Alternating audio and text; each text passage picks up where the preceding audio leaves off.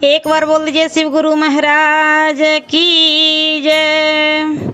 आइए अनंत भक्ति चैनल में आप सभी भक्तजनों का एक बार फिर से स्वागत है। आज हम आप लोगों को पंचम स्कंध का 5वां अध्याय सुनाती हूँ, जिसमें भगवान ऋषभ देव का अपने पुत्रों को राज्य दे योगाभ्यास में लीन होना। श्री सुखदेव जी बोले, हे राजा परीक्षित, एक समय ऋषभ देव जी अपने उन पुत्रों के पास गए कि जो ब्रह्मावर्त में रहते थे। तब उनके पास पहुँच पुत्रों द्वारा स्वागत और स्वास्थ्य को पाकर उन्होंने अपने सब पुत्रों को पास बुलाकर कहा, हे प्रिय पुत्रों, यह संसार बड़े दुखों की खानी है, क्योंकि इसमें आकर मनुष्य विषयों के वश में हो अपने आत्म स्वरूप को भूल जाता है। परंतु यह उनकी बड़ी मूर्खता है, क्योंकि विषय तो शुकर आदि योनियों में भी मिलते हैं। तब उत्तम भाव ही क्यों न ग्रहण किया जाए। ईश्वर तो इन्हीं पर प्रसन्न होता है जो उत्तम आचरण करता है। धन की महिमा वहीं तक है जहाँ तक शरीर के निर्वाह का संबंध है, क्योंकि धन स्त्री पुत्र और गृह भगवान को प्रसन्न करने वाले नहीं हैं। इसका शरीर से ही संबंध है और आत्मा से नहीं। आत्मा को तो यह कष्ट ही देता है। अतः विषयों की तुच्छता समझकर मनुष्य को सदैव आत्म तत्व की खोज करनी चाहिए, परंतु इनसे बचना बड़ी कठिन है, और यदि बच जाए तो कहना ही क्या। वह तो सबसे बढ़कर है। फिर तो यह अहंकार रहित परमात्मा का दर्शन हो ही जाता है, और इसके विपरीत रहने वाले पर तो भगवान रुष्ट ही रहते हैं। इस अहंकार से बचने के लिए सदाचार को 25 साधन हैं, जो गुरु की सहायता द्वारा सरलता से जान जा सकते हैं। परंतु गुरु योग्य होना चाहिए। यदि गुरु योग्य है तो शिष्य के भव बंधनों को काट देता है। सांख्य कहते हैं कि शरीर कर्म कृत्य है, तर्क कृत्य नहीं। जैसे मैंने अपनी इच्छा से शरीर ग्रहण किया और मेरे हृदय से सदैव धर्म ही विद्यमान रहता है, और इसी कारण आचार्यों ने मेरा नाम ऋषभ रखा। तुम लोग भी इसी हृदय से उत्पन्न हुए हो। अतः ये जो भरत हैं ये सबसे श्रेष्ठ और महात्मा हैं। तुम लोग बड़ी बुद्धि से इनकी सेवा करो। यदि तुम लोग इसके अनुवर्ती रहोगे तो समझो तुमने प्रजाओं का पालन कर लिया।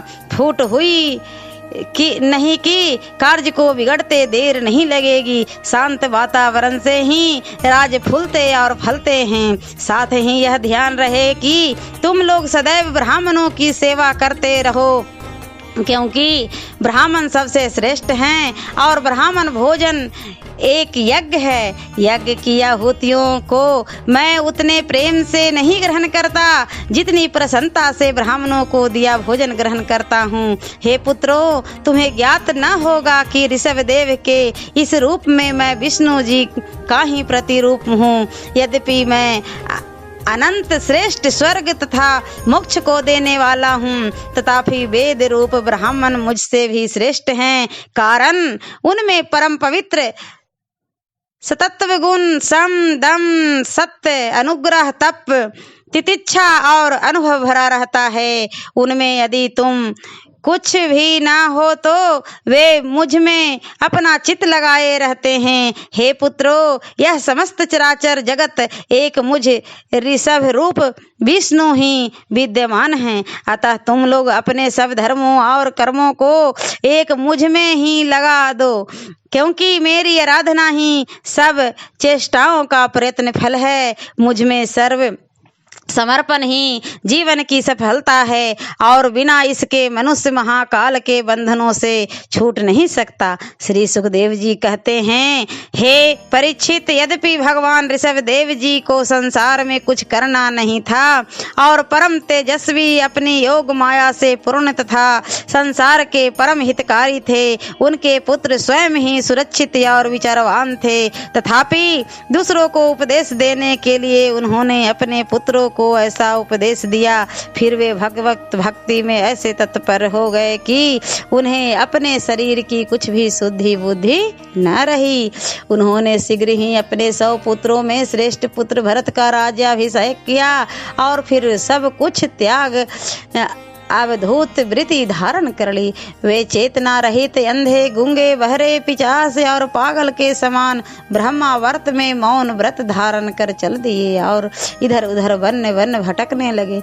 दुष्ट लोग उन्हें पागल समझकर उनका अनेकों अपमान करते, पर किसी पर ध्यान न देते।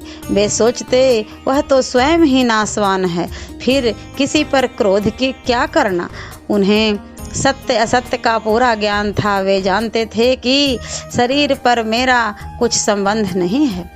फलतः वे शरीर की सब उपाधियों से छूटकर भगवान वासुदेव को प्राप्त हो गए।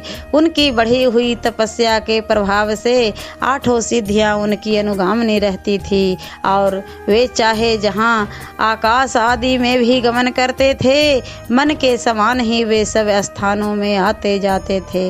अंतर्ध्यान होना उनके लिए सहज था।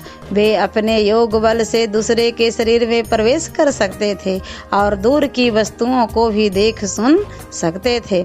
सब उपाधियों के त्याग के कारण उन्हें सारे प्रयोजन स्वयं ही सिद्ध हो गए थे। ओम नमो भगवते वासुदेवाय नमः। और पंचम स्कंध का 6वां अध्याय मैं अगले वीडियो में सुनाती हूँ।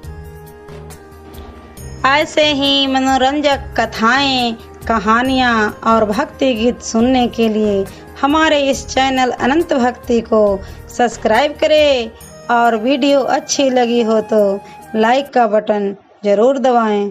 धन्यवाद।